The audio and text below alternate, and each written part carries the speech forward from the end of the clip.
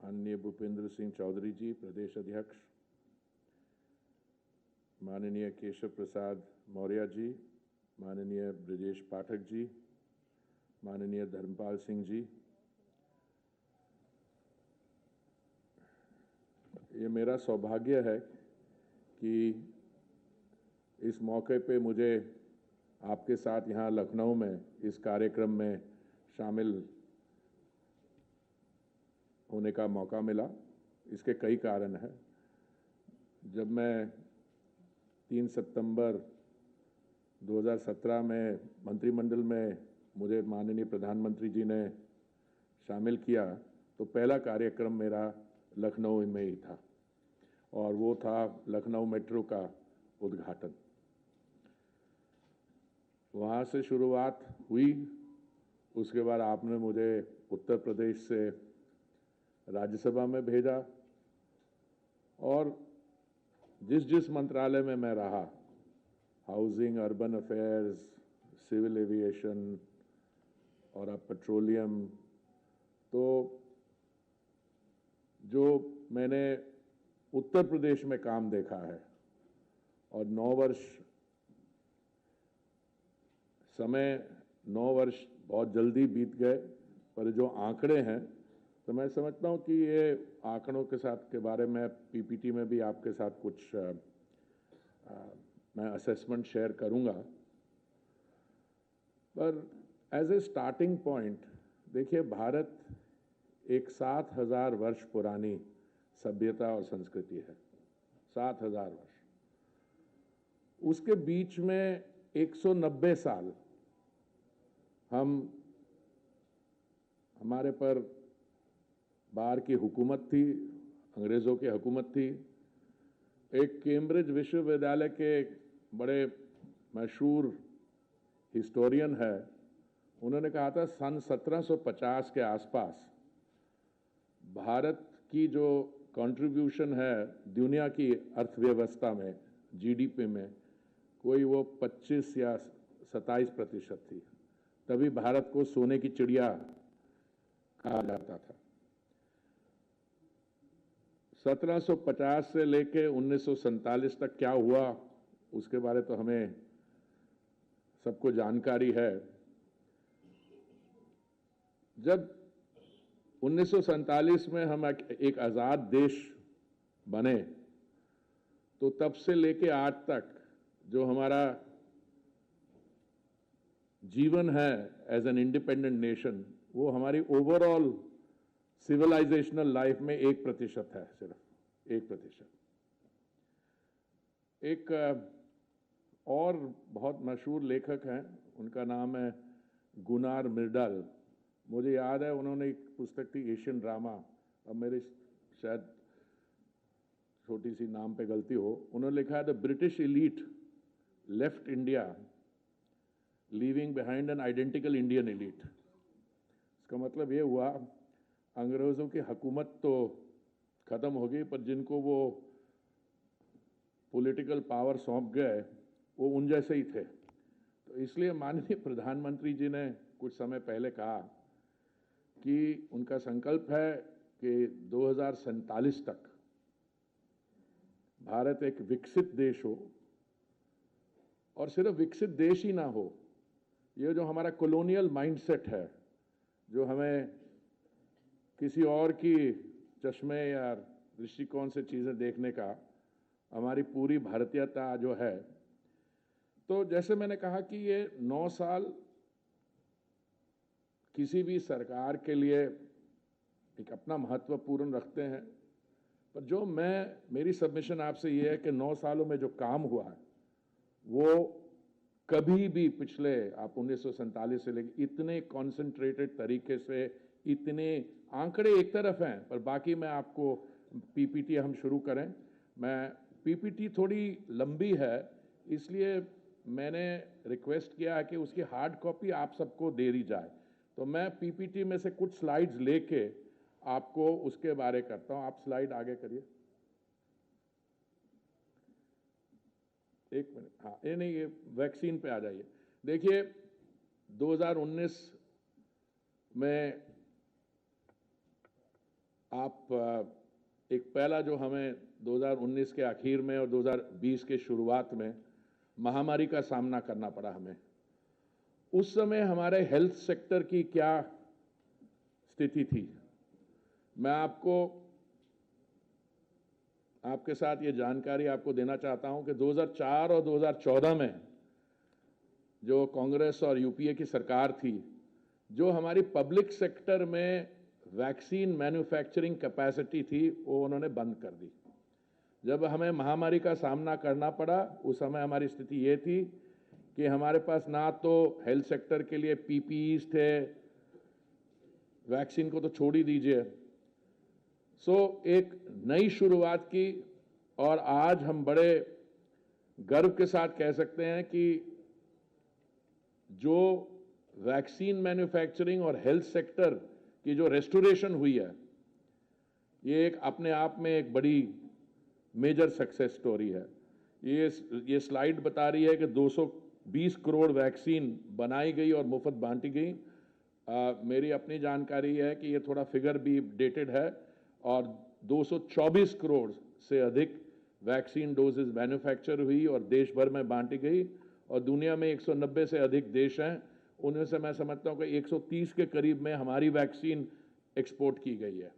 कहां हम थे 2014 में और कहां हम पहुंचे हैं आज की दिन, ये एक सफर जो है अपने आप में बहुत ही महत्वपूर्ण। और ये आंकड़े जो है बताते हैं कि 9 साल में क्या काम हुआ, पर ये तो पिछले 2-3 साल की बात है। आगे चढ़िए।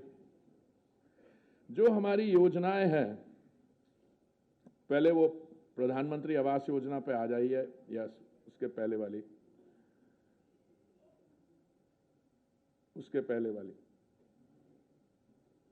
चलिए, मेरे वो स्लाइड की जरूरत भी नहीं है, मैं बता।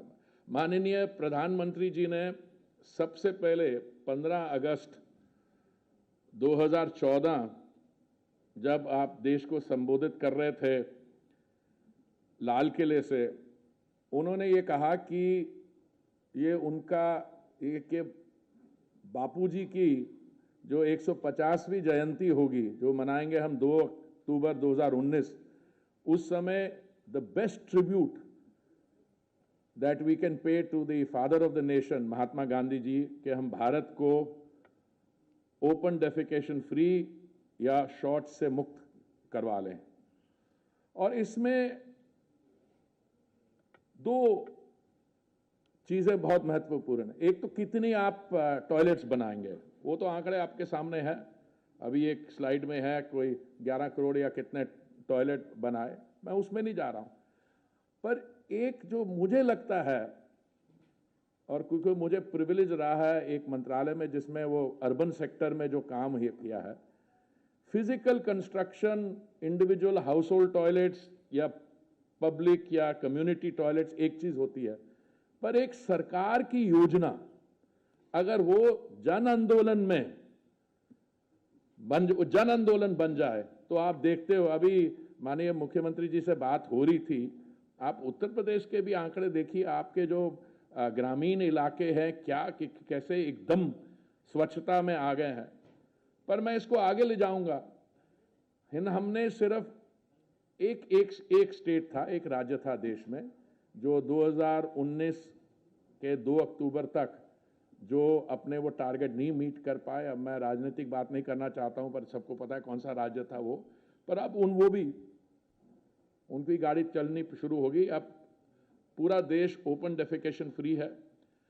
और मेरी आपसे ये सबमिशन है कि ये नहीं है कि एक बार ही आपने सर्टिफिकेट ले लिया, ये कोई सेल्फ सर्टिफिकेशन नहीं है। हम हर 6 महीने 8 महीने इंडिपेंडेंट एजेंसीज देखती हैं कि जो हमने ऑब्जेक्टिव्स थे हमारे, वो सही मायने में इंप्लीमेंट हो रहे हैं कि नहीं, और जहां पे ये है तो हम उनको नोटिस पे भी रख देते हैं।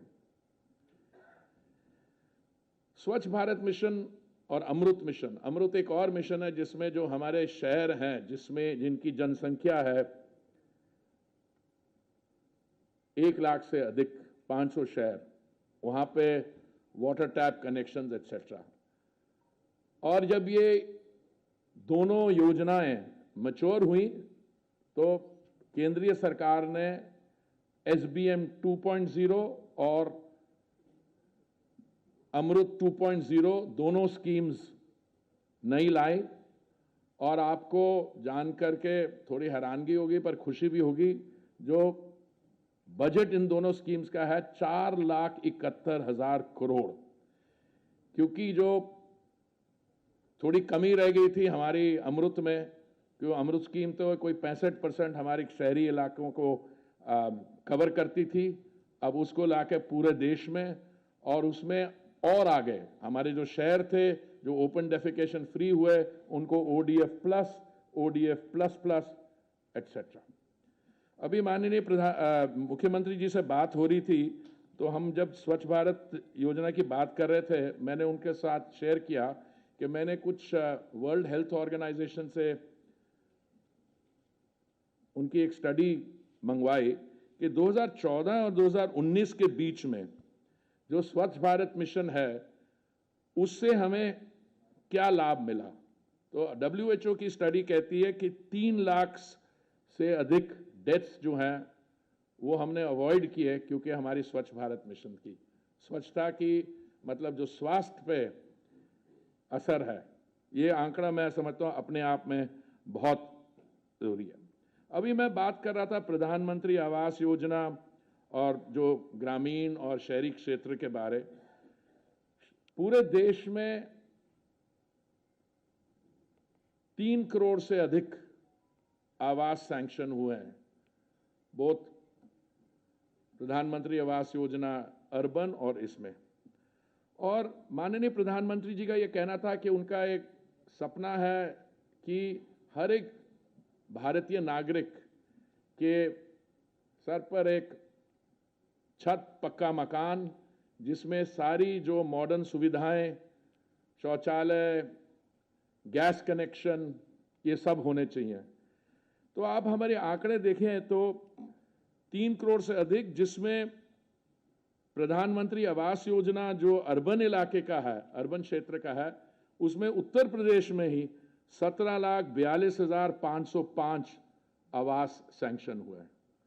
और मैं जब मैं तो इस योजना के साथ शुरू से जुड़ा हुआ हूं, तो मैंने देखा था जब ये प्रधानमंत्री आवास योजना की शुरुआत हुई जून 2015 में, उस समय अगले 17 महीने दूसरी सरकार थी, अखिलेश जी थे। उन 17 महीने में केवल 17,000 आवास का ये डिमांड आई हमारे पास। हमारे अधिकारी लोग वही थे, दोनों उत्तर प्रदेश के थे।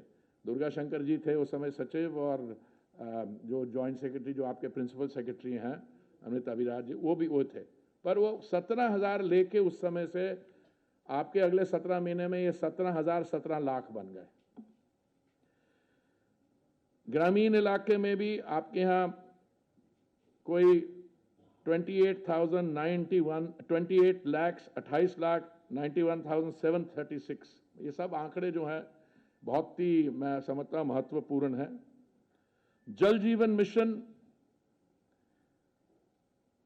में करीबन 12 करोड़ टोटल कनेक्शन दिए गए हैं, और उत्तर प्रदेश में 1,18,30,290। मैं इन आंकड़ों को एक तरफ रखता हूं। मैं अर्बन सेक्टर में और ग्रामीण सेक्टर में जो हमारी उज्ज्वला योजना है उस पर 5 मिनट, दो मिनट लूंगा। 2014 में जब मोदी जी ने दायित्व संभाला तो देश भर में कोई 14 करोड़ के करीब गैस कनेक्शन थे। वो 14 करोड़ 2014 से लेके आज के दिन कोई 31 करोड़ 50 लाख के करीब हैं, मोर देन डबल हुए हैं। 2016 में माननीय प्रधानमंत्री जी ने उज्ज्वला योजना की शुरुआत की।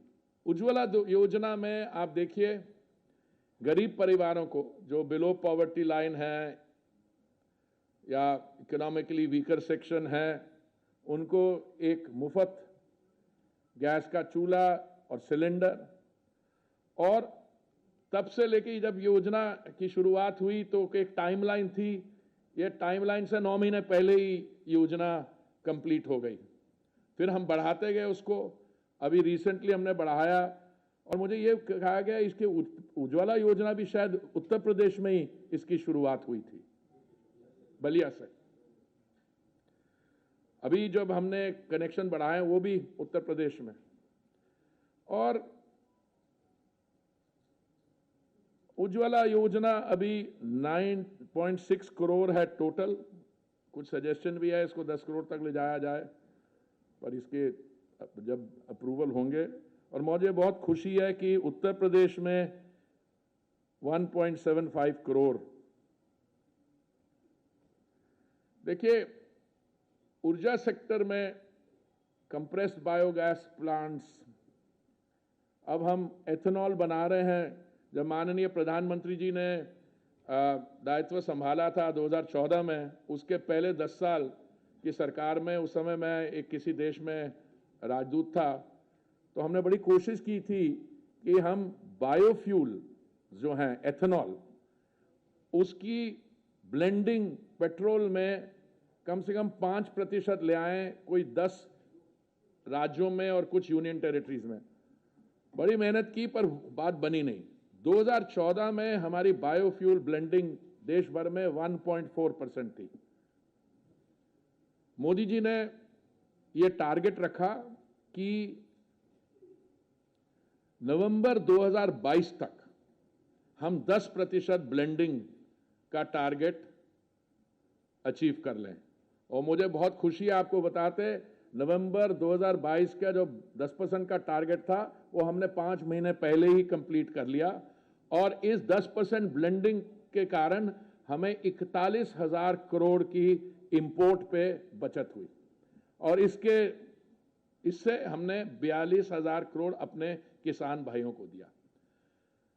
पर हम यहां नहीं रुके। हमारा टारगेट था 20% बायोफ्यूल ब्लेंडिंग करना 2030 तक। हमने 2030 का जो टारगेट है आगे ले जाके 2025 तक रखा। और मुझे खुशी है आपको ये बताते कि हम 20% ब्लेंडेड फ्यूल 100 अपने रिटेल आउटलेट्स में या पेट्रोल पंप में आज के दिन ये मौजूद है, अवेलेबिलिटी है।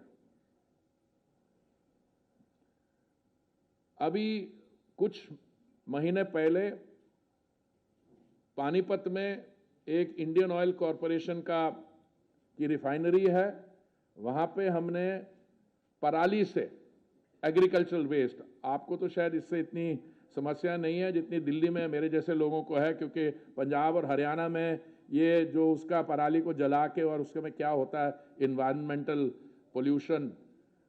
तो पराली से एथेनॉल बनाई जा रही है। और हमने हमारे जो प्लांट्स हैं 2G second generation, 3G bamboo से बना के, तो ये जो बायोफ्यूल्स पे मोदी जी के 9 साल में काम हुआ है, मैं समझता हूं इसके दुनिया भर में आज इंडिया एक शाइनिंग एग्जाम्पल है। आने वाले महीनों में जो माननीय प्रधानमंत्री जी का संकल्प है कि 5,000 देश भर में सतत या कंप्रेस्ड बायोगैस प्लांट्स लगने चाहिए, उस पर बहुत जोरों से काम हो रहा है। और ये जो 9 साल में हमने किया, इसको हम आगे बढ़ा के बाकी स्टेट्स में, खास करके जो बहुत सफल, जहाँ पे विकास का काम बहुत अच्छे तरीके से हुआ, वहाँ पे भी और हम कंप्रेस्ड बायोगैस प्लांट्स लगाएंगे। अब मैं हेल्थ सेक्टर पे आना चाहता हूँ। आपको जानकारी है कि माननीय प्रधानमंत्री जी ने एक आयुष्मान भारत योजना बनाई, जिसके तहत हर परिवार, खास करके जो इकोनॉमिकली वीकर सेक्शंस हैं, उनको 1 वर्ष में 5 लाख रुपए की सुविधा, मेडिकल डायग्नोसिस करवाने के लिए, दवाइयों के लिए, इलाज करवाने के लिए, पोस्ट ऑपरेशन केयर के लिए 5 लाख रुपए तक की फैसिलिटी है। और भाइयों बहनों देखिए, देश भर में आयुष्मान भारत योजना का लाभ 37 करोड़ लोगों को मिला और मुझे बहुत खुशी है, जिसमें 1,41,90,000 उत्तर प्रदेश में इसके लाभार्थी हैं। आगे मैं कुछ और मैं बहुत डिटेल में नहीं जा सकता, क्योंकि हमारे पास जो समय दिया गया, आपको ये जो पावर पॉइंट प्रेजेंटेशन, इसकी हार्ड कॉपी तो मिल ही जाएगी। बाकी जो योजनाएं हैं, प्रधानमंत्री किसान सम्मान निधि 11 करोड़ देश में लाभार्थी, जिसमें उत्तर प्रदेश में 2.6 करोड़, प्रधानमंत्री कौशल विकास योजना 1.37 करोड़, आपके यहाँ 15 लाख। सारी जो योजनाएं हैं बहुत तेजी से देश भर में और उत्तर प्रदेश में इंप्लीमेंट हो रही हैं।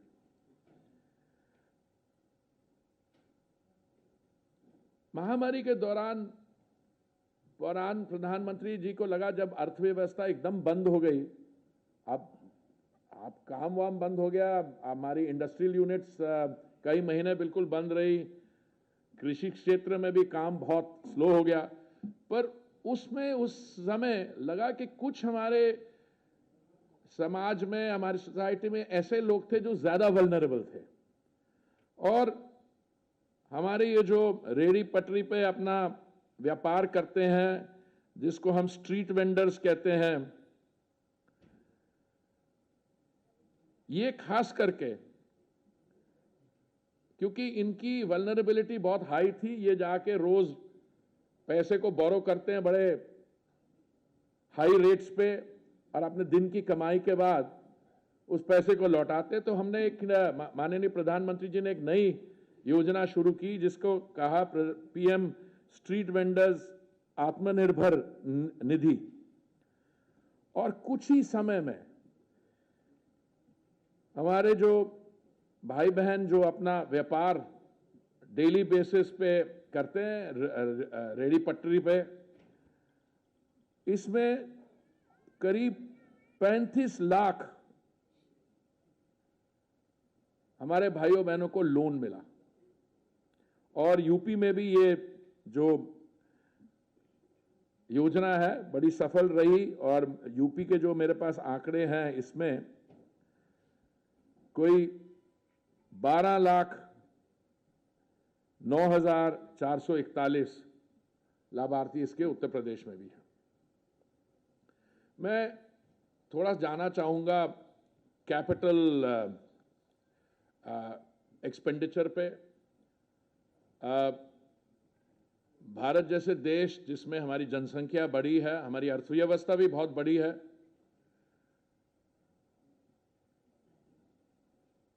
2014 में हम ग्लोबली 10वें स्थान पे थे अर्थव्यवस्था में। पिछले 9 सालों में मोदी जी ने 10वें स्थान से लेके हमें 5वें स्थान पर पहुंचा दिया। पर इसके पीछे कुछ ऐसे आंकड़े हैं जो मैं समझता हूं समझने की जरूरत है। इस समय हमारी जीडीपी जो है 3.48 ट्रिलियन यूएस डॉलर्स है। पर आप हमारे से जो थोड़े आगे हैं देश, उनको आप देखिए, उसमें से जर्मनी है और जापान है। एक की 4.1 ट्रिलियन है और दूसरे की जीडीपी 4.3 ट्रिलियन है। अगर हमारी प्रोजेक्शन रेट ऑफ ग्रोथ जो आईएमएफ, वर्ल्ड बैंक और हम जो दावा करें वो नहीं, अगर उनके भी फिगर लें तो हम बहुत ही जल्द, मैं समझता हूं 1-2 साल के अंदर, हम दुनिया में तीसरे स्थान पे भारत की अर्थव्यवस्था होगी। देखिए 3.48 ट्रिलियन से 5 ट्रिलियन जो हमारा टारगेट था 2025 तक, वो तो कोई मुश्किल लग नहीं रहा। अब लोग कह रहे हैं कि 2028 तक हम कोई 6-7 ट्रिलियन पे हो जाएंगे, और 2028 से लेके 2040 तक, अमृतकाल से पहले, हमारी अर्थव्यवस्था जो होगी 28 ट्रिलियन डॉलर की होगी। इस समय यूनाइटेड स्टेट्स ऑफ अमेरिका की जो इकोनॉमी है वो 20-22 ट्रिलियन होगी, चीन की इकोनॉमी होगी कोई 15 ट्रिलियन। जब हम 10वें स्थान से 5वें स्थान पे गई तो हमारी पर कैपिटा इनकम जो है वो दुगनी हो गई। अगर ये प्रोजेक्शंस ब्रॉडली भी ठीक है तो हमारा जो पर कैपिटा इनकम है वो जो डबल हुआ ये 6 गुना और 8 गुना होगा। अब हम इंफ्रास्ट्रक्चर पे आए तो मैं ज़्यादा समय नहीं लूँगा, पर आपको ये कहूँगा कि पिछले साल से इस साल हमारे बजट में 30% कैपिटल एक्सपेंडिचर की इंक्रीज हुई है। कैसे? पहले 7.5 लाख करोड़ था, अब 10 लाख करोड़ है। कैपिटल एक्सपेंडिचर कहाँ लगता है? मैं आपको एयर कनेक्टिविटी की बात बता दूं। बहुत मुझे खुशी हुई, मैंने माननीय मुख्यमंत्री जी की एक स्टेटमेंट करी, आपके हर एक कमिश्नरेट पे हवाई अड्डा होगा। देखिए, अभी हवाई अड्डे 1947 से लेके 2014 तक 74 थे, अब 74 नए बन गए और जो बनने जा रहे हैं। देखिए, मुझे थोड़ा पर्सनल एक्सपीरियंस मैं आपके साथ शेयर करूं। जब मैंने इंडियन फॉरेन सर्विस ज्वाइन की, ये बात है 1974 की, पहली पोस्टिंग में हम लोग गए, मेरी वाइफ और मैं, जापान। उस समय उसको इंदिरा गांधी इंटरनेशनल एयरपोर्ट की फुटफॉल थी, मैंने आंकड़े देखे, 1 मिलियन पैसेंजर। आज दिल्ली का हवाई अड्डा जो है वो अपने आप में, जो पहले अभी का एयरपोर्ट है, अपने आप में कोई 75-80 मिलियन उसकी पैसेंजर फुटफॉल है, और चौथा रनवे जो बनने जा रहा है उसके साथ वो 100 मिलियन हो जाएगा।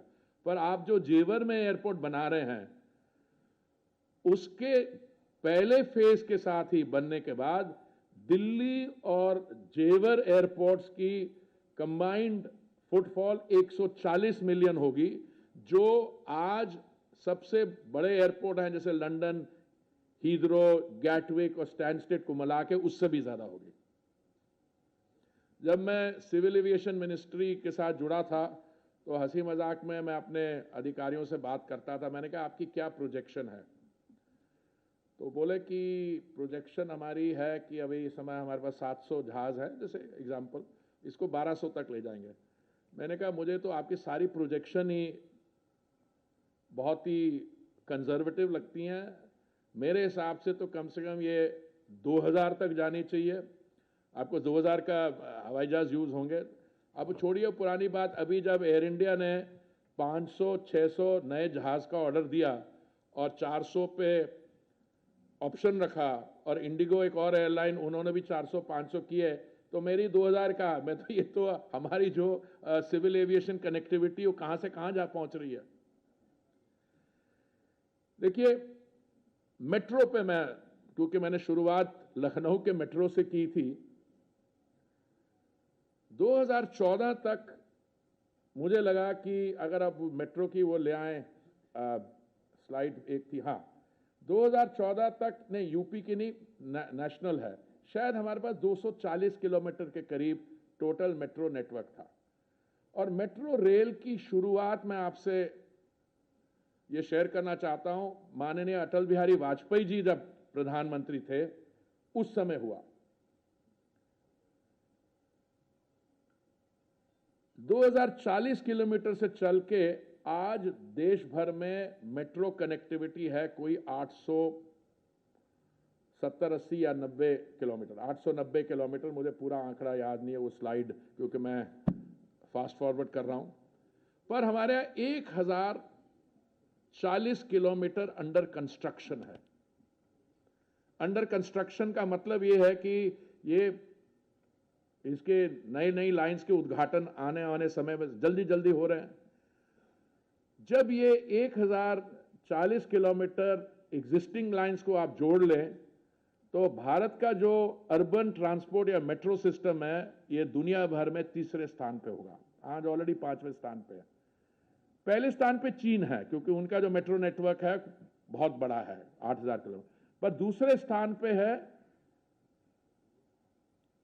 यूनाइटेड स्टेट्स, वहां पे कोई नया मेट्रो काम नहीं होगा। बीच में जापान और कोरिया है, हम उनसे आगे ऑलरेडी निकल रहे हैं। और हमारा अर्बन मेट्रो सिस्टम देखिए, 240 किलोमीटर बना था टोटल, वो भी वाजपेयी जी के कारण 2014 तक। मोदी जी ने उसको खींच के हमारा 2024 में ही हम शायद तीसरे स्थान पर पहुंच जाए। तो आप सारा इंफ्रास्ट्रक्चर देखिए, एयरपोर्ट्स, रोड नेटवर्क्स पे यहाँ पे बिल्कुल बहुत काम हुआ है, नेशनल हाईवेज एटसेट्रा।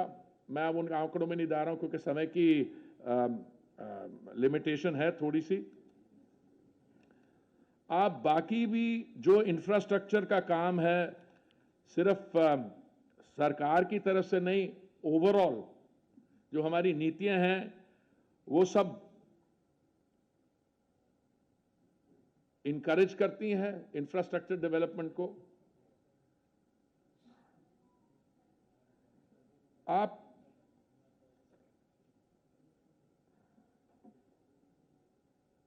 रेलवेज पे आप जैसे ही हम बात कर रहे हैं, मुझे याद आया कि शायद 22वीं, अभी 12 बजे शायद माननीय प्रधानमंत्री जी 22nd वंदे भारत एक्सप्रेस का नॉर्थ ईस्ट में फ्लैग ऑफ होगा। हमारी जो रेल ट्रांसफॉर्मेशन, हमारे हवाई अड्डे तो मैं समझता हूं कि अब वर्ल्ड क्लास हैं, और जो नहीं है उस पे पब्लिक प्राइवेट पार्टनरशिप में काम भी हो रहा है। देखिए, पहले जो एयरपोर्ट थे दिल्ली का और मुंबई का, उसकी प्राइवेटाइजेशन में उस समय हमें 28,000 करोड़ मिला, जिसके कारण सारे बाकी एयरपोर्ट हो गए। और अभी हमारे जो रेलवे स्टेशन है, आप देखिए जिस जोरों से अभी जो शुरू हो रहा है दिल्ली के रेलवे स्टेशन, बाकी जगह में railway station. So connectivity, surface connectivity, roads, rail connectivity, शहरों के अंदर मेट्रो कनेक्टिविटी और एयर कनेक्टिविटी, ये सारी बाकी हमारे जो हैं, आप स्टैच्यू ऑफ यूनिटी का आप देखिए, और अभी यह मनाली से लाहौल स्पीति का जो डिस्टेंस है, पिछली स्लाइड ले आइए जरा, इसमें 4 से 5 घंटे कम हो जाएंगे। बाकी जो रोड्स बनाई जा रही हैं हमारी दिल्ली से कटरा हाईवे एटसेट्रा, हमारी जो पीएम गति शक्ति योजना है, इंफ्रास्ट्रक्चर का प्लान, मैं समझता हूं पहली बार हमारे इतिहास में, हमारे जो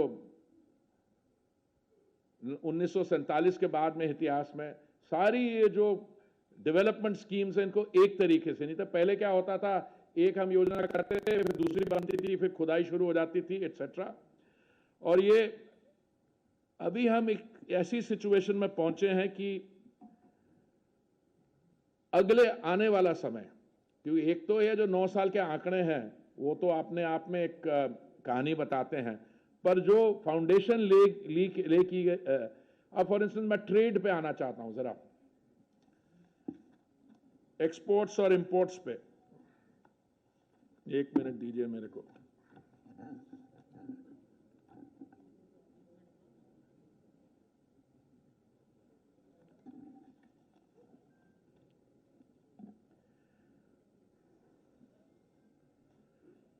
हमारी 2014 और 15 में हमारी एक्सपोर्ट्स थी 3.27 लाख करोड़ 2014 में, 15 जो फाइनेंशियल ईयर होता है। ये एक्सपोर्ट्स 2022 और 23 में, जो मतलब फाइनेंशियल ईयर जो 31 मार्च 2023 को एंड किया है, ये 3.27 लाख करोड़ से चढ़ के 36.91 करोड़। इंपोर्ट्स हमारी 2014-15 में 4.48 लाख करोड़ थी, ये 16.58 लाख करोड़ हैं। और इंपोर्ट एक्सपोर्ट शायद पूरी कहानी बताते नहीं है। ऐसी चीजें जो आपने वन डिस्ट्रिक्ट वन प्रोडक्ट, कल जो माननीय प्रधानमंत्री जी ने हमारे टेम्पल ऑफ डेमोक्रेसी का उद्घाटन किया है, उसमें सारा जो मटेरियल यूज हुआ है हमारे राज्यों से, और मैं समझता हूं कि आप किसी भी एरिया में चले जाइए ट्रेड में, आईफोन सारे हम इंपोर्ट करते थे, अब आप मेजर प्रोड्यूसर भी हैं और एक्सपोर्ट भी कर रहे हैं। आप ऑटोमोबाइल इंडस्ट्री देख लीजिए, आप सिर्फ गाड़ियां बना नहीं रहे हैं, आप गाड़ियों को एक्सपोर्ट कर रहे हैं। आप देखिए फ्यूल एफिशिएंट कार्स की तरफ देख रहे हैं। और मैं अभी कंक्लूड करना चाहूंगा, मेरा जो एनर्जी सेक्टर है, मैं समझता हूं उसको अगर हम 2-3 मिनट दें। पिछले 2 सालों में मैं स्पेसिफिकली आपका ध्यान लाना चाहता हूं फरवरी 2022 में, जब रूस और यूक्रेन के बीच मिलिट्री ऑपरेशंस हुए, उस समय कच्चे तेल का जो दाम है उसमें क्या फ्लक्चुएशंस हुई, क्योंकि इकोनॉमिक लॉकडाउन के दौरान, क्योंकि कोई इकोनॉमिक एक्टिविटी हो नहीं रही थी, तेल का दाम गिर के $19.56 तक पहुंच गया, और जब उठना शुरू हुआ वो $120 के ऊपर दे गया। कई ऐसे देश हैं इंक्लूडिंग भारत के आसपास, मैं किसी देश का नाम नहीं लेना चाहता हूं, जहां पे उनको शाम को 8 बजे अपनी बिजली बंद करनी पड़ती है क्योंकि दे डोंट हैव एनर्जी। एक और देश है हमारे दक्षिण में, उनके यहाँ स्थिति ऐसी है कि वो राइट्स हो गए, ना पेट्रोल ना डीजल। हमने इनफैक्ट उनको जाके कोई 3 बिलियन या $4 बिलियन की क्रेडिट लाइंस दी और उनको सप्लाई किया। बड़े गर्व के साथ मैं आपके सामने ये स्टेटस रिपोर्ट दे रहा हूं, इस सारे पीरियड में भारत में किसी कोने में भी एक दिन भी एनर्जी की कमी नहीं आने दी। जब नॉर्थ ईस्ट में बहुत भारी वर्षा हो रही थी तो हमारे ऑयल कंपनी के लोगों ने अपने कंधों पे गैस के सिलेंडर लोगों तक पहुंचाए।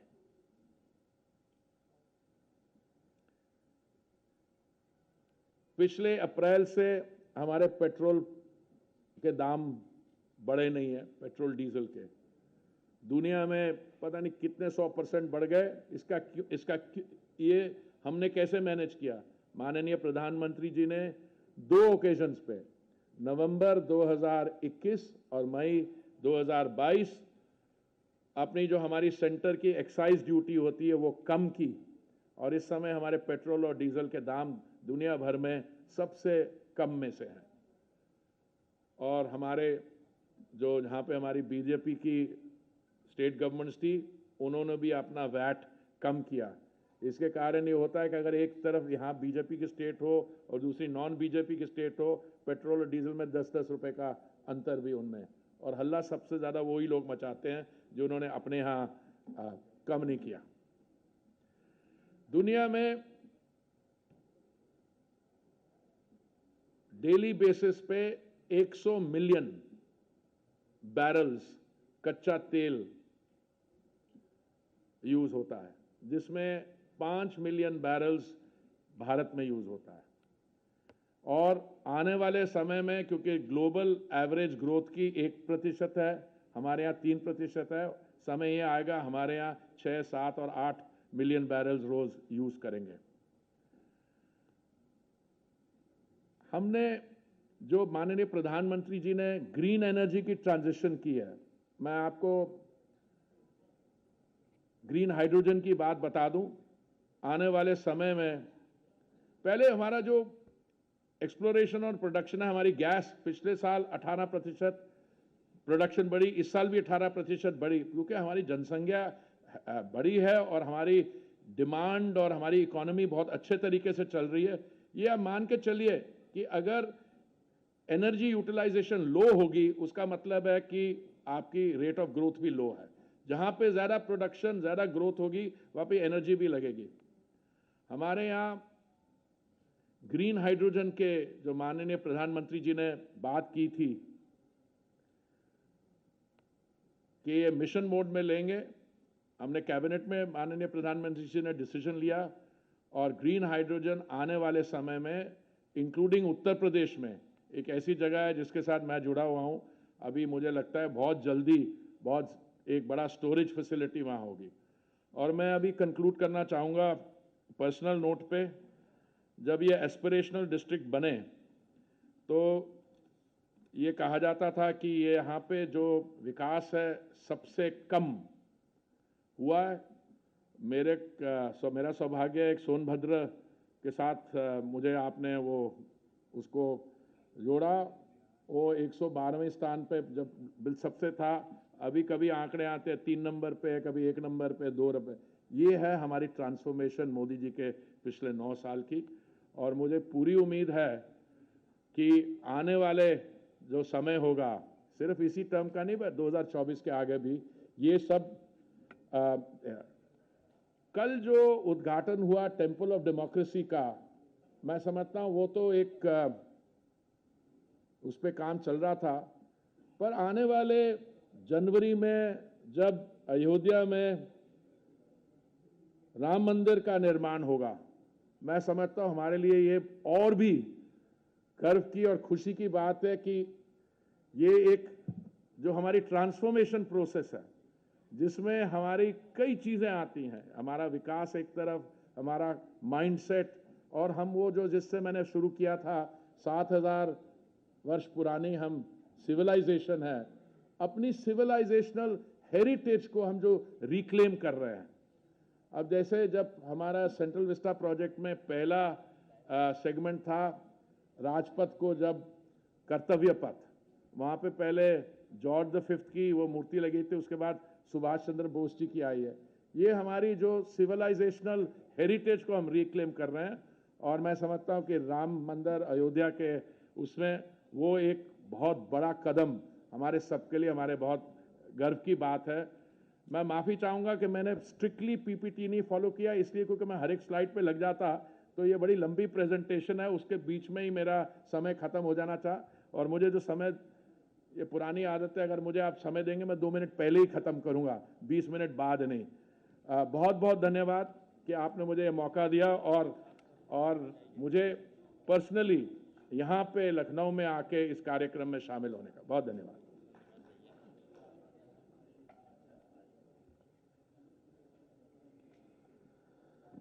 धन्यवाद माननीय मंत्री जी का कि उन्होंने विस्तार से की चर्चा की है, और हमारी सरकारों के, माननीय प्रधानमंत्री जी के नेतृत्व में जो सरकारों ने काम किए हैं, उन उपलब्धियों की चर्चा माननीय मंत्री जी ने की है। अब मैं अपने संबोधन के लिए माननीय मुख्यमंत्री से आग्रह करूंगा कि हम सब लोगों को संबोधित करें और विस्तार से चर्चा करें।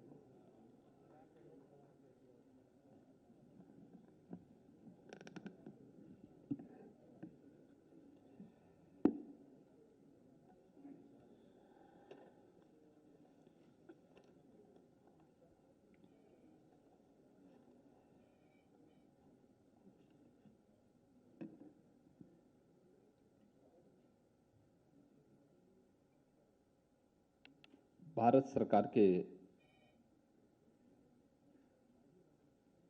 शहरी विकास, आवासन, पेट्रोलियम और प्राकृतिक गैस मंत्रालय के माननीय मंत्री सम्मानित श्री हरदीप सिंह पुरी जी, भारतीय जनता पार्टी के प्रदेश के अध्यक्ष माननीय श्री भूपेंद्र सिंह चौधरी जी, प्रदेश सरकार में मेरे वरिष्ठ सहयोगी उप मुख्यमंत्री द्वय श्री केशव प्रसाद मौर्य जी, श्री ब्रजेश पाठक जी, प्रदेश संगठन के महामंत्री श्री धर्मपाल जी, भारतीय जनता पार्टी के राष्ट्रीय प्रवक्ता श्री गौरव भाटिया जी,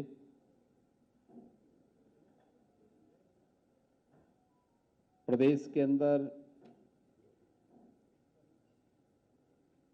एक चौथे स्तंभ के रूप में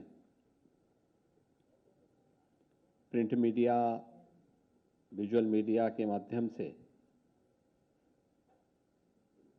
25 करोड़ जनता को देश और दुनिया की समाचारों से अवगत कराने वाले हमारे सभी यहाँ पर उपस्थित संपादक और विभिन्न मीडिया ग्रुप से जुड़े हुए हमारे प्रतिनिधिगण, उपस्थित भाइयों बहनों, मैं आप सबका इस संवाद कार्यक्रम में हृदय से स्वागत करता हूं। खासतौर पर केंद्रीय मंत्री माननीय श्री हरदीप सिंह पुरी जी का, जिन्होंने अभी अपने पावर पॉइंट प्रेजेंटेशन के माध्यम से पिछले 9 वर्ष के अंदर देश के अंदर क्या परिवर्तन हुए हैं, इसको यहाँ पर आप सबके सामने न केवल प्रस्तुत किया है, बल्कि आप सबके सामने उसकी हार्ड कॉपी उपलब्ध भी करा दी गई होगी। और मैं आप सबसे अपील करूंगा कि आप उसको एक बार अवलोकन करेंगे तो पिछले 9 वर्ष के अंदर देश के अंदर बदली हुई परिस्थितियां हम न केवल महसूस कर रहे हैं, बल्कि उसके बारे में अलग अलग सेक्टर जो अभी भी हो सकता है कि किन्हीं कारणों से हम लोगों के संज्ञान में ना आया हो, या किन्हीं कारणों से आप लोगों ने या किसी ने उसको टच करने में थोड़ा कहीं भी अगर वो हुआ हो, तो उसको फिर अलग से आप नए सिरे से उसको आम जन तक पहुंचाने में योगदान दे सकते हैं। मित्रों, बहुत बार मैं इस बात को मानता हूं कि पिछले 9 वर्ष का जो एक कालखंड है, यह एक नए भारत का दर्शन हम सब कर रहे हैं। नए भारत का दर्शन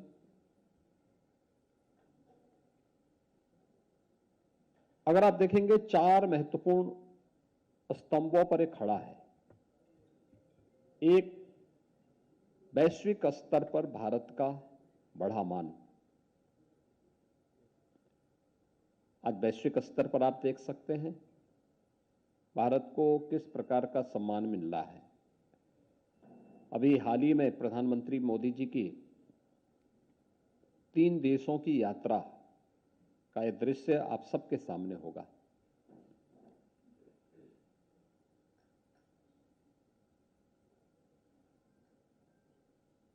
पापुआ न्यू गिनी में माननीय प्रधानमंत्री जी जब वहां गए, तो वहां के प्रधानमंत्री द्वारा, वहां के माननीय प्रधानमंत्री जी ने पैर छू करके उनका अभिनंदन किया। प्रोटोकॉल तोड़ करके देर सायंकाल स्वयं अगवानी के लिए आए। यह पहली बार हुआ है जब किसी संप्रभु राष्ट्र द्वारा, वहां के किसी राष्ट्र प्रमुख द्वारा दूसरे अपने समकक्ष राष्ट्र प्रमुख का अभिनंदन इस रूप में किया जा रहा हो। पापुआ न्यू गिनी और फिजी ने अपना सर्वोच्च सम्मान प्रधानमंत्री मोदी जी को दिया, और इस दौरान आपने ऑस्ट्रेलिया के प्रधानमंत्री जी के वक्तव्य को भी सुना होगा, जो उन्होंने प्रधानमंत्री मोदी जी के प्रति व्यक्त किए। और अमेरिका के राष्ट्रपति जी के द्वारा जो शब्द व्यक्त किए गए कि मोदी जी हमारी इच्छा होती है आपका ऑटोग्राफ लेने का, यानी यह वैश्विक स्तर पर न केवल प्रधानमंत्री मोदी जी का बल्कि भारत की 140 करोड़ आबादी का सम्मान बढ़ा है। हर भारतवासी इस पर गौरव की अनुभूति करता है। और किस रूप में, यह आज किसी से छुपा हुआ नहीं है। 2014 के पहले जब भी कोई भारतवासी दुनिया के अंदर किसी भी अन्य देश की यात्रा में जाता था तो उसे तमाम प्रकार के प्रश्नों से, तमाम प्रकार की आशंकाओं से गुजरना होता था। आज वह उससे उभर चुका है। दुनिया में एक कौतूहल है, दुनिया के अंदर भारत के प्रति एक आकर्षण बढ़ा है, दुनिया के अंदर भारत के बारे में लोगों के मन में एक नई जिज्ञासा प्रारंभ हुई है। और यह जो कौतूहल है, जो आश्चर्य है, जो जिज्ञासा है, यह प्रधानमंत्री मोदी जी के कारण वैश्विक मंच पर भारत की विरासत को सम्मान मिला है। योग 21 जून की तिथि पूरी दुनिया के अंदर 190 के आसपास देश आज इसके साथ जुड़ करके भारत की विरासत को सम्मान देते हैं और स्वयं भी उससे लाभान्वित होते हुए दिखाई देते हैं। तो वैश्विक मंच पर बढ़ा मान, यह हम सब ने महसूस किया। दूसरा पक्ष है भारत की आंतरिक और बाह्य सुरक्षा की स्थिति सुदृढ़ हुई है। आज कोई भारत की ओर टेढ़ी नजरों से देखने का दुस्साहस नहीं कर सकता। जितने भी हमारे पड़ोसी हैं, भारत का हमेशा प्रयास रहा है सबको साथ लेकर के चलने की। और सरदेव अटल जी ने तो एक बार ये बात कही ही थी कि हम सब कुछ कर सकते हैं लेकिन पड़ोसी नहीं बदल सकते। और भारत हमेशा अपने पड़ोसियों के प्रति एक सकारात्मक भाव रखता रहा है। लेकिन फिर भी कुछ लोग अपनी प्रवृत्ति से, आदतों से, जो उनकी प्रवृत्ति है उससे मुक्त नहीं हो पाते। पहली बार हो रहा है जब जैसे को तैसे का जवाब भारत दे रहा है। भारत की सीमाएं सुरक्षित हैं, पहले की तुलना में सुदृढ़ हुई है। देश के अंदर आंतरिक सुरक्षा की स्थिति बेहतर हुई है। जम्मू कश्मीर हो, पूर्वोत्तर के राज्य हो या देश के अंदर नक्सल और माओवादी हिंसा से प्रभावित राज्य और क्षेत्र, यानी उग्रवाद, अलगाववाद और आतंकवाद को पूरी तरह नियंत्रित करने में लगभग सफलता प्राप्त की जा चुकी है। सुरक्षा के साथ साथ देश के नागरिकों के मन में एक विश्वास, एक नई आस, एक नया विश्वास पैदा किया है प्रधानमंत्री मोदी जी ने। और वह आस और विश्वास का परिणाम आज भारत के अंदर 40 करोड़ जनता के आवश्यकताओं की पूर्ति के लिए उस प्रकार का इंफ्रास्ट्रक्चर भारत का होना चाहिए। वर्ल्ड क्लास इंफ्रास्ट्रक्चर भारत के पास हो। कोई सोचता था एक गरीब के लिए एयर कनेक्टिविटी आसान होगी। आज उड़ान योजना के बारे में जब माननीय श्री पुरी जी यहां पर अपना प्रेजेंटेशन प्रस्तुत कर रहे थे तो आपके सामने कितना, यानी आजादी के बाद 70 वर्षों में देश के अंदर बन पाए थे केवल 74 एयरपोर्ट और मात्र 9 वर्ष के अंदर ही 74 नए एयरपोर्ट भारत ने नए दे दिए।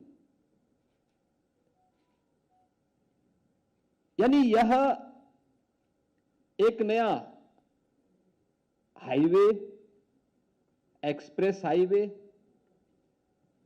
वाटरवे, रेलवे, लॉजिस्टिक के क्षेत्र में जो कुछ परिवर्तन आप देखने को मिल रहा है यह अभूतपूर्व है। पब्लिक ट्रांसपोर्ट के लिए जिस प्रकार की सुविधा प्राप्त हुई है, मेट्रो का एक नया संजाल बिछा है।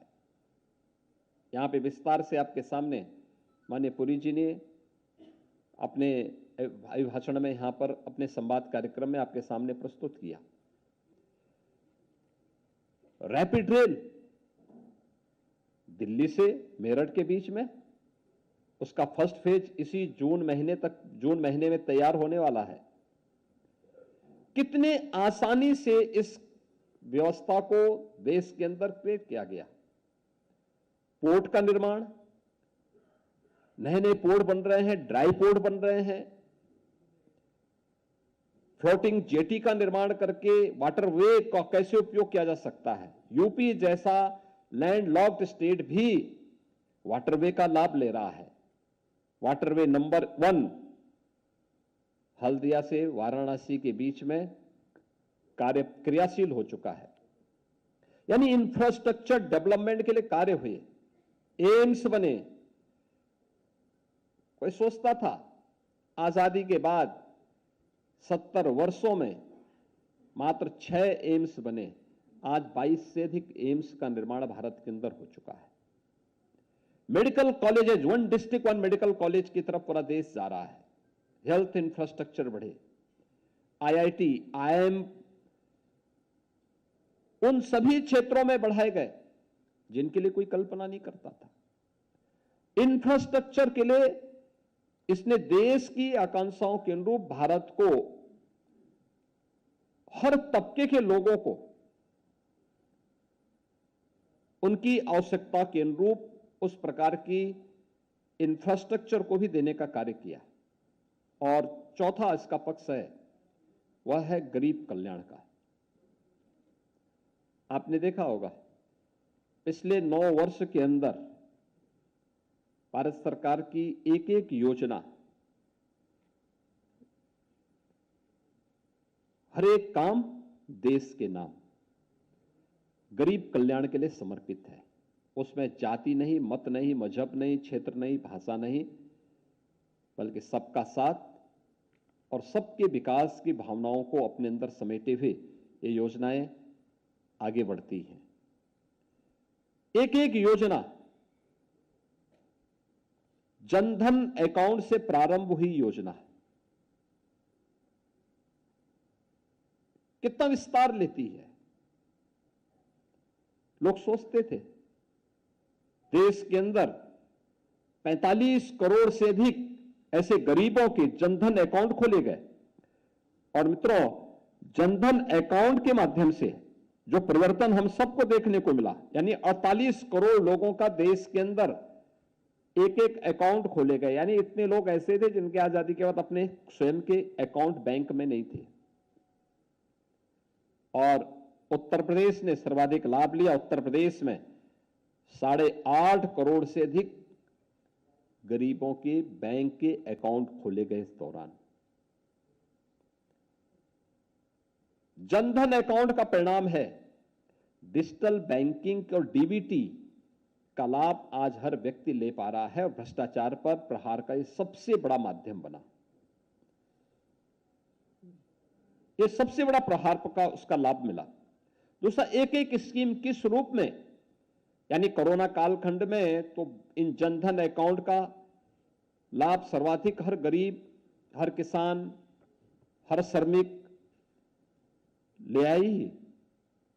आपने देखा होगा कि कोरोना कालखंड के दौरान कैसे हम लोग इन योजनाओं का लाभ उन लोगों तक एक क्लिक में 2,63,00,000 किसानों तक पीएम किसान योजना का लाभ उन तक पहुंच रहा था। एक क्लिक में 1,75,00,000 उज्ज्वला योजना के जो लाभार्थी उत्तर प्रदेश में हैं उन लोगों तक उनको प्राप्त होने वाले सिलेंडर का दाम उनको प्राप्त हो रहा था। एक क्लिक में पेंशन के लाभार्थी, चाहे वह निराश्रित महिला पेंशन हो, वृद्धावस्था पेंशन हो, दिव्यांगजन पेंशन हो, उन्हें इस योजना का लाभ मिल रहा था। एक क्लिक में महिला लाभार्थियों को दी जाने वाली सुविधा का लाभ प्राप्त हो रहा था। ये सभी चीजें उस रूप में मिल रही थी और एक एक योजना कैसे स्वावलंबन का आधार बनती है। खासतौर पर पीएम आवास योजना को अगर आप देखेंगे, उत्तर प्रदेश के अंदर इन 9 वर्षों में ग्रामीण और शहरी दोनों क्षेत्रों में मित्रों 54 लाख गरीबों को एक एक आवास योजना का लाभ प्राप्त हुआ है। 54 लाख। पूरे देश के अंदर 3 करोड़ लोग ऐसे थे जिनके पास अपने सिर ढकने के लिए आवास नहीं थे और उनमें 54 लाख गरीबों को अकेले उत्तर प्रदेश के अंदर इस सुविधा का लाभ प्राप्त हुआ है। शौचालयों का निर्माण अगर आप देखेंगे, स्वच्छ भारत मिशन ने अभी आपने देखा होगा कि यहां पर माननीय केंद्रीय मंत्री जब अपना प्रेजेंटेशन प्रस्तुत कर रहे थे तो उन्होंने उस समय इस बात को बहुत अच्छे ढंग से प्रस्तुत किया था कि WHO की जो रिपोर्ट है वो क्या बताती है। स्वच्छ भारत मिशन के कारण 3 लाख लोगों की जान बची है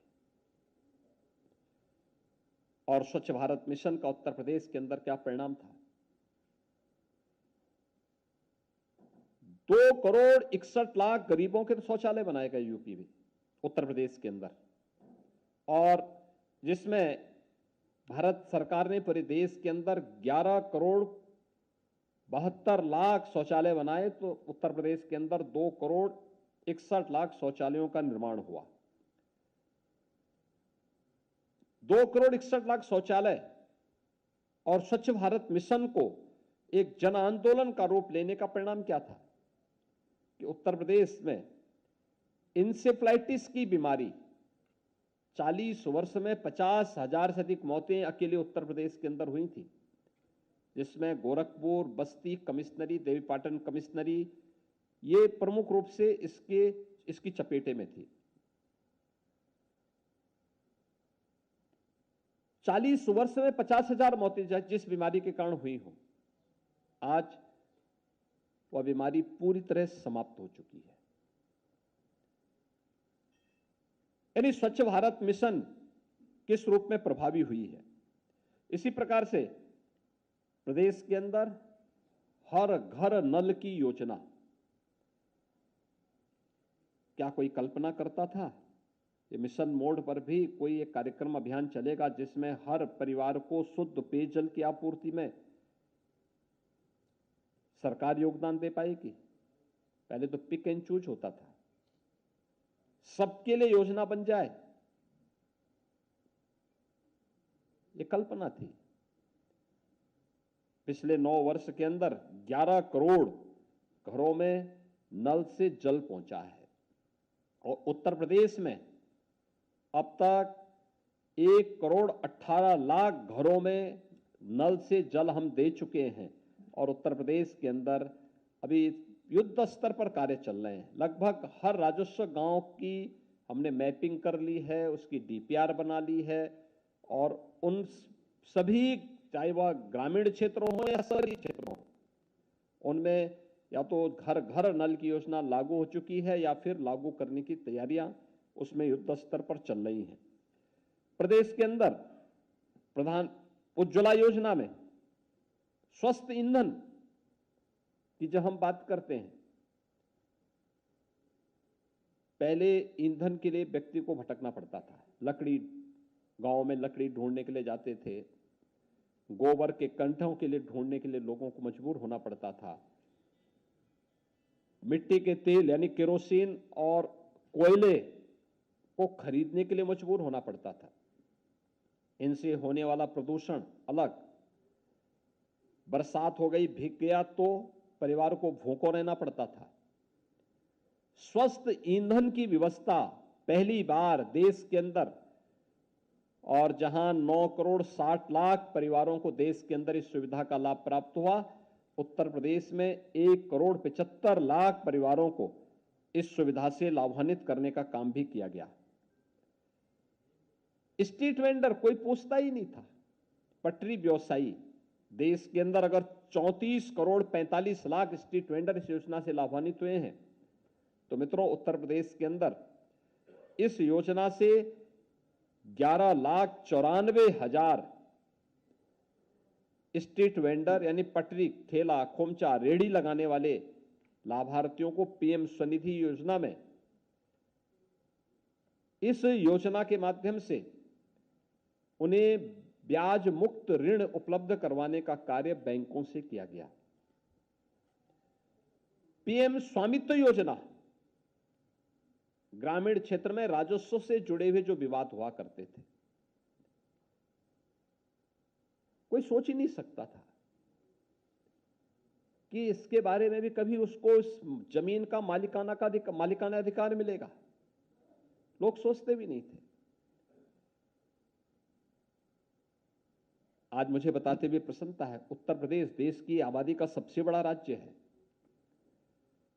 अब तक उत्तर प्रदेश के अंदर हम 56 लाख परिवारों को पीएम स्वामित्व योजना, जहां पे जिसका घर है उस जमीन का मालिकाना अधिकार भी घरौनी के माध्यम से उस परिवार को दे दिया गया है। और हमारा पूरा प्रयास है कि नवंबर 2023 तक हम उत्तर प्रदेश के हर उस ग्रामीण क्षेत्र में जो ग्राम सभा की किसी भूमि पर जिसने आवास बनाया है, अगर रिजर्व कैटेगरी का नहीं है, तो हम उसे घरौनी उपलब्ध करवा करके उस जमीन का मालिकाना अधिकार उसको उपलब्ध करवा देंगे। उसके बाद वह उस जमीन के नाम पर लोन लेने का अधिकारी हो सकता है, अपने स्वयं के व्यवसाय के लिए कोई ऋण ले सकता है। और पूरे देश के अंदर यह एक मिशन मोड पर कार्यक्रम चल रहा है। इससे राजस्व के विवादों का, बहुत सारे विवादों का निस्तारण हुआ है और ये उत्तर प्रदेश के अंदर वर्तमान में चल रहा है। आकांक्षात्मक जनपद अक्सर होता था देश के अंदर, जब नीति आयोग ने आकांक्षात्मक एस्पिरेशनल डिस्ट्रिक्ट के कुछ पैरामीटर तय किए और उसमें कुछ जनपदों को तय माना कि ये जनपद अभी भी विकास की दौड़ में पीछे रुक चुके हैं। एक स्वस्थ प्रतिस्पर्धा, नया फंड नहीं देना है, मौजूदा जो आपका फंड है उसी से आपको कन्वर्जन के माध्यम से इन योजनाओं को आगे बढ़ाना है। और भारत सरकार और राज्य सरकारों को जब इस जिम्मेदारी दी गई, जिन आकांक्षात्मक जनपदों की प्रोग्रेस के बारे में भी यहां पर माननीय पुरी जी बता रहे थे, 117 में से 8 जनपद उत्तर प्रदेश के थे, जिनमें 4 नेपाल के से सटे हुए जनपद थे, सिद्धार्थनगर, बलरामपुर, श्रावस्ती, बहराइच, और 4 जनपद चंदौली, सोनभद्र, चित्रकूट और फतेहपुर। ये 8 जनपद थे, जिन 8 जनपदों को एस्पिरेशनल डिस्ट्रिक्ट के रूप में घोषित किया था और इनके पैरामीटर बहुत पीछे थे, इसमें सभी में बहुत पीछे थे। आज ये सभी देश यानी उत्तर प्रदेश के अंदर भी और देश के अंदर भी आकांक्षात्मक जनपद सामान्य विकास की दर के साथ आगे बढ़ते हुए दिखाई दिए हैं। वहां पर अन्य आवश्यकताओं की पूर्ति हुई है और उत्तर प्रदेश ने अब 8 आकांक्षात्मक जनपदों की तर्ज पर, भारत सरकार ने 500 विकास खंडों को, उत्तर प्रदेश 100 विकास खंडों को उसी तर्ज पर आगे बढ़ाने की एक नई प्रतिस्पर्धा को आगे बढ़ाया है और उसके बहुत सकारात्मक परिणाम आए हैं। विकास का लाभ हर व्यक्ति तक पहुंचाने का कार्य, यह भी उत्तर प्रदेश और देश यानी देश के अंदर जो कार्य प्रारंभ हुए हैं, उत्तर प्रदेश उसका सर्वाधिक लाभ प्राप्त कर रहा है। मित्रों, आयुष्मान भारत योजना, आयुष्मान भारत में आपने देखा होगा कि देश के अंदर लगभग 50 करोड़ लोग यानी दुनिया की सबसे बड़ी हेल्थ स्कीम है। 50 करोड़ लोग इससे कवरेज हो रहे हैं, जिनमें से बहुत सारे लोगों ने अपने गोल्डन कार्ड बनाए हैं, बहुत सारे लोग नहीं बना पाए हैं। उत्तर प्रदेश के अंदर इस योजना से, चाहे वह प्रधानमंत्री जन आरोग्य योजना, आयुष्मान भारत की हो, या फिर उसी तर्ज पर हम लोगों ने जो कुछ छूटे हुए लोग थे उनके लिए भी योजना बनाई है, ये सभी मिलकर के लगभग 10 करोड़ लोगों को 5 लाख रुपए सालाना स्वास्थ्य बीमा का कवर उपलब्ध करवाने का कार्य कर रही है। प्रधानमंत्री जीवन ज्योति बीमा योजना, देश के अंदर इसका कवरेज जो लाभार्थी हैं 13 करोड़ 53 लाख हैं, तो उसमें से 1 करोड़ 46 लाख उत्तर प्रदेश के अंदर हैं।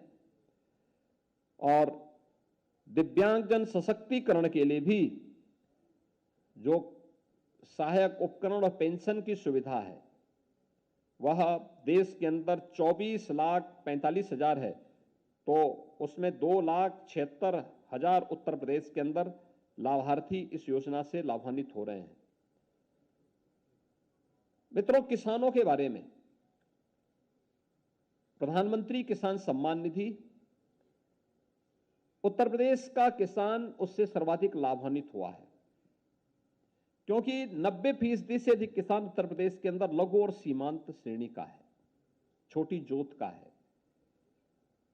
उत्तर प्रदेश के अंदर, यानी अगर भारत के अंदर 11 करोड़ इस योजना के लाभार्थी हैं, तो अकेले उत्तर प्रदेश में 2 करोड़ 63 लाख लाभार्थी हैं, जिन्हें अब तक पीएम किसान निधि के माध्यम से 55 करोड़ 55,800 करोड़ रुपए से अधिक की धनराशि डीबीटी के माध्यम से उनके अकाउंट में आ चुकी है। इसमें 6,000 रुपए सालाना भारत सरकार प्रत्येक किसान को उपलब्ध करवाने का कार्य करती है। ऐसे विभिन्न योजनाओं में एमएसपी का लाभ किसानों को प्राप्त हो, लागत का 1.5 गुना दाम किसान को उपलब्ध करवाने का कार्य है, या फिर अन्य वे तमाम योजनाएं जिसमें कृषि क्षेत्र हो या नारी सशक्तिकरण का कार्य हो। प्रधानमंत्री सुरक्षित मातृत्व अभियान योजना, प्रधानमंत्री मातृवंदना योजना, सुकन्या समृद्धि योजना, ये सभी योजनाएं ऐसी हैं जिन योजनाओं ने नारी सशक्तिकरण के कार्यक्रम को आगे बढ़ाने का कार्य किया है। तो युवा पीढ़ी के लिए भी उन्हें मिशन रोजगार के साथ जोड़ने और मिशन रोजगार के माध्यम से उनके स्वावलंबन का मार्ग प्रशस्त करने का कार्य भी इन 9 वर्षों के अंदर तेजी से देखने को मिला है। आपने देखा होगा अनेक योजनाएं चली, पीएम स्टार्टअप की योजना, पीएम स्टैंडअप की योजना, डिजिटल इंडिया की योजना, ये सभी योजनाएं हमारी युवाओं के उत्थान के साथ साथ स्किल डेवलपमेंट की योजना, स्किल मिशन से जुड़े हुए कार्यक्रम किस मजबूती के साथ देश के अंदर हुए हैं। अकेले पीएम कौशल विकास योजना में 1 करोड़ 37 लाख लोग प्रशिक्षित हुए हैं, और उत्तर प्रदेश के अंदर इस योजना में हम लोग अब तक 16,86,000 से अधिक युवाओं को प्रशिक्षित कर चुके हैं। इसी प्रकार से देश के अंदर इस दौरान 390 नए विश्वविद्यालयों की स्थापना हुई, और उत्तर प्रदेश ने भी इस दौरान 10 से अधिक विश्वविद्यालय गवर्नमेंट सेक्टर में और निजी क्षेत्र में भी लगभग 27 विश्वविद्यालयों की स्थापना का मार्ग हम लोगों ने प्रशस्त किया है। प्रदेश के अंदर अगर हम अन्य क्षेत्र में देखेंगे तो बहुत सारे ऐसे सेक्टर हैं जहां पर कार्य मजबूती के साथ आगे बढ़ा है। देश के अंदर एक बड़ी संख्या ऐसी है गांवों की जिन्हें ऑप्टिकल फाइबर के साथ जोड़ने का प्रयास हुआ है। ऑप्टिकल फाइबर का मतलब जहां पे डिजिटल इंडिया का लाभ गांवों के अंदर देखने को मिलेगा। ऑनलाइन उन्हें आय प्रमाण पत्र, जाति प्रमाण पत्र, निवास प्रमाण पत्र या फिर अपने खेत से जुड़े हुए, राजस्व से जुड़े हुए कोई भी डॉक्यूमेंट लेना हो, वह अपने गांव के ग्राम सचिवालय यानी पंचायत भवन से इन सारी सुविधाओं का लाभ ले सकता है। उत्तर प्रदेश ने इस दिशा में अच्छा कार्य किया है। उत्तर प्रदेश अब तक लगभग अपने 56,000 ग्राम पंचायतों में ग्राम सचिवालय के निर्माण के कार्यक्रम को आगे बढ़ा चुका है और ज्यादातर बन चुके हैं। कंप्यूटर ऑपरेटर की भी तैनाती वहां कर दी गई है। बैंकिंग कॉरेस्पॉन्डेंट सखी की भी तैनाती वहां कर दी गई। जो बैंकों का लेन देन का काम गांव में, हर गांव में बैंक, यह भी कार्यक्रम उसके साथ जुड़ा है। और साथ साथ ऑप्टिकल फाइबर और इंटरनेट की सुविधा भी उन ग्राम पंचायतों को उपलब्ध करवाने का कार्य किया जा रहा है, जिससे ये सभी डॉक्यूमेंट किसी भी व्यक्ति को, गांव के किसी व्यक्ति को इसके लिए तहसील में, जिला मुख्यालय में या ब्लॉक में न जाना पड़े, गांव में ही इन सुविधाओं का लाभ उन्हें प्राप्त हो। देश के अंदर इस दौरान मेडिकल की सीट्स बढ़ी हैं। 14 से अब तक कुल यानी पिछले 9 वर्षों में देश के अंदर 69,663 मेडिकल की सीट नई जोड़ी गई हैं। नए मेडिकल कॉलेज में प्रदेश, देश के अंदर, मैंने आपको पहले बताया कि हम आज 2 एम्स उत्तर प्रदेश के अंदर बने हैं और 1 डिस्ट्रिक्ट 1 मेडिकल कॉलेज की तरफ भी उत्तर प्रदेश आज बढ़ चुका है। प्रदेश के अंदर अर्थव्यवस्था के रूप में अभी यहां पर माननीय पुरी जी ने आपके सामने बताया कि भारत आज दुनिया की 5वीं बड़ी अर्थव्यवस्था बन चुका है और तेजी के साथ जिस रूप में भारत की विकास की दर है, यह दिखाता है कि आने वाले समय में प्रधानमंत्री मोदी जी के नेतृत्व में भारत दुनिया की 3री बड़ी अर्थव्यवस्था बनेगा। व्यवसाय की सुगमता के लिए, ईज ऑफ डूइंग बिजनेस के लिए भारत की प्रोग्रेस दुनिया को निवेश के सबसे अच्छे गंतव्य के रूप में स्थापित करती है और इसमें भारत ने एक अच्छी रैंक यानी लगभग 79 रैंक की छलांग अकेले भारत ने ईज ऑफ डूइंग बिजनेस में पिछले 9 वर्ष के दौरान लगाई है। उत्तर प्रदेश 14वें स्थान से दूसरे स्थान पर आया है और उसका परिणाम है कि उत्तर प्रदेश ने इस दौरान देश के अंदर एक अच्छे निवेश के बेहतरीन स्थल के रूप में अपने आप को स्थापित किया है। प्रदेश के अंदर, देश के अंदर अन्य क्षेत्रों में भी अच्छा कार्य हुआ है। खासतौर पर अगर हम देखेंगे तो 2014 से पिछले 9 वर्षों में 3,28,000 किलोमीटर की ग्रामीण सड़कों का निर्माण हुआ है।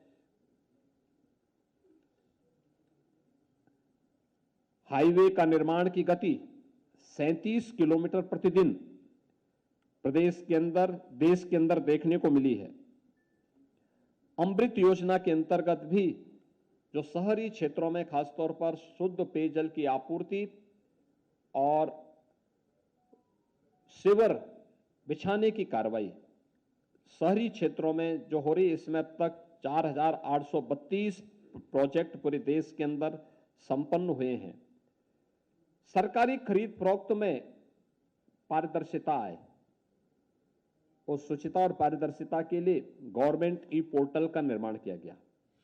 जेम पोर्टल में अगर आप देखेंगे देश के अंदर 3,90,000 करोड़ रुपए की रिकॉर्ड खरीदारी अब तक जेम पोर्टल से हुई है और उत्तर प्रदेश के अंदर भी 33,583 करोड़ रुपए की खरीदारी जेम पोर्टल के माध्यम से हुई है। यानी गवर्नमेंट ई मार्केट का पोर्टल है, सब कुछ उसमें उस सॉफ्टवेयर के माध्यम से आप पूरे देश के अंदर कौन सी चीज कहां पे किस कंपनी से जुड़ा हुआ और उसके रेट क्या हैं, उसके माध्यम से आप उसके माध्यम से इस कार्यक्रम को आसानी से इसका लाभ ले सकते हैं।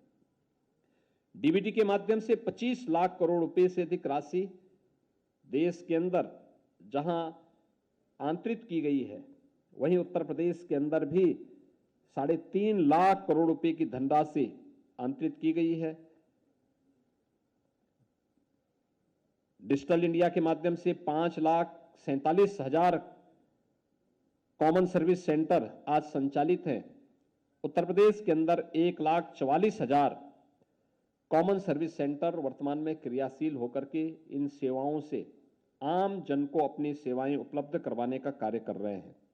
और स्टार्टअप इंडिया में भी भारत की जो प्रोग्रेस है, विगत 9 वर्ष के अंदर 99,340 स्टार्टअप रजिस्टर्ड हुए हैं और प्रदेश में 9,451 स्टार्टअप यहां पर रजिस्टर्ड हुए हैं।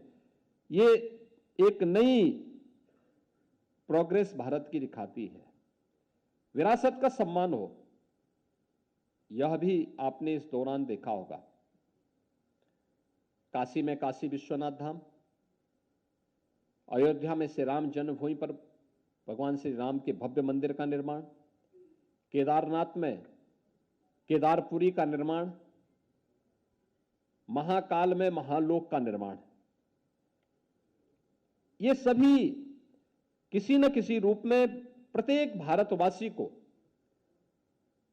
अपनी विरासत के प्रति सम्मान का भाव व्यक्त करने के लिए प्रेरित करता है। पर्यावरण की के संरक्षण के लिए भी अनेक योजनाएं इस दौरान भारत सरकार ने प्रारंभ की।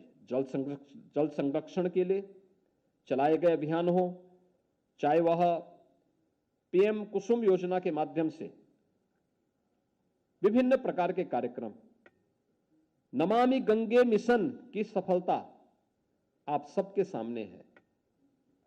2019 में प्रयागराज कुंभ आयोजित करने का सौभाग्य हमें प्राप्त हुआ था और प्रयागराज कुंभ की सफलता नमामि गंगे परियोजना की सफलता के साथ जोड़ करके देखी जा सकती है।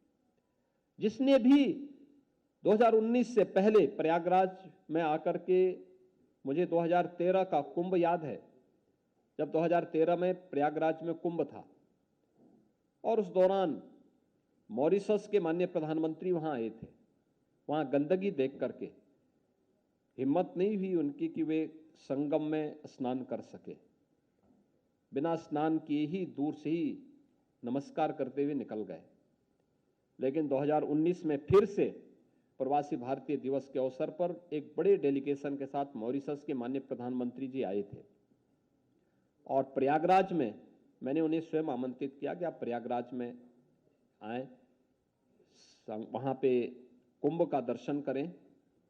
वे गए प्रयागराज में और प्रयागराज में आकर के न केवल उन्होंने कुंभ का दर्शन किया बल्कि संगम तट पर जाकर के जब लोग स्नान कर रहे थे वे अपने को रोक नहीं पाए। पूरा डेलीगेशन प्रयागराज संगम में स्नान किया था।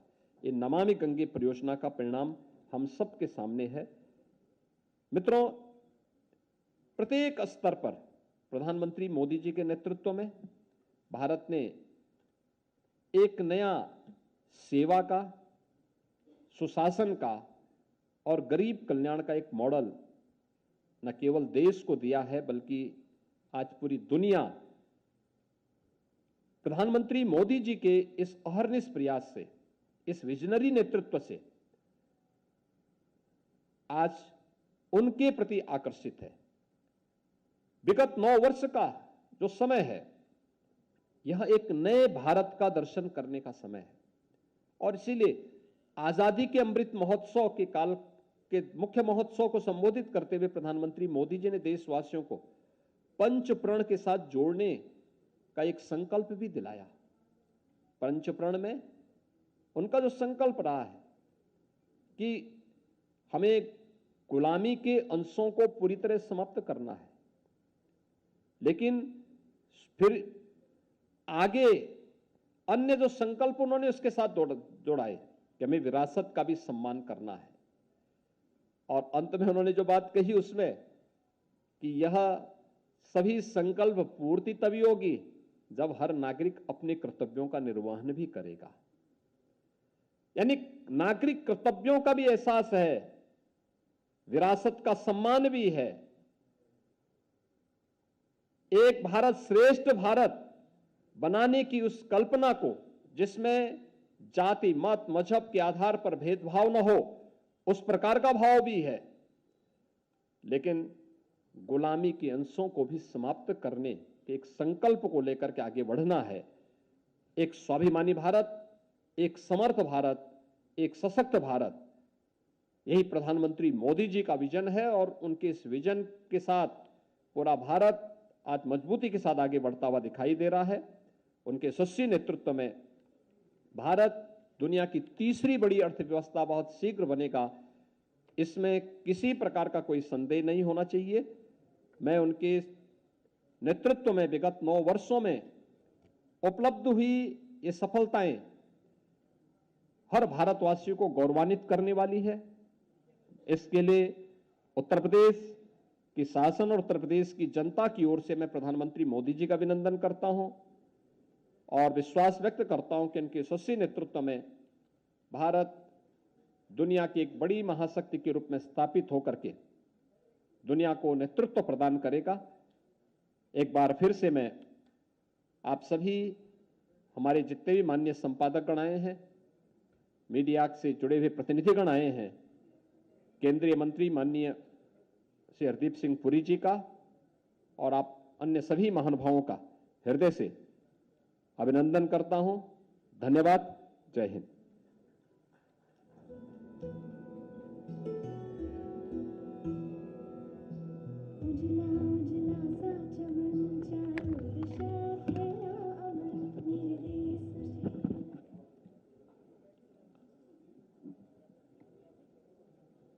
आज के कार्यक्रम के माध्यम से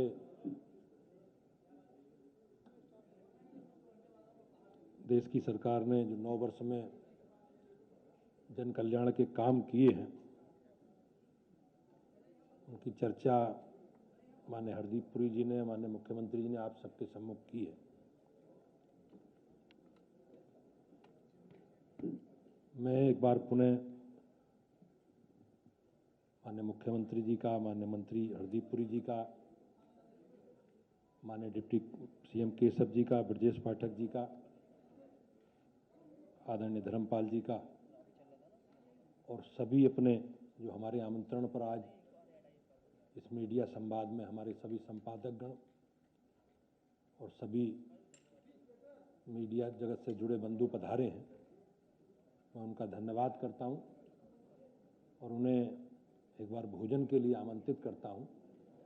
हम सब लोग भोजन करके जाएंगे। आप सबका बहुत बहुत धन्यवाद।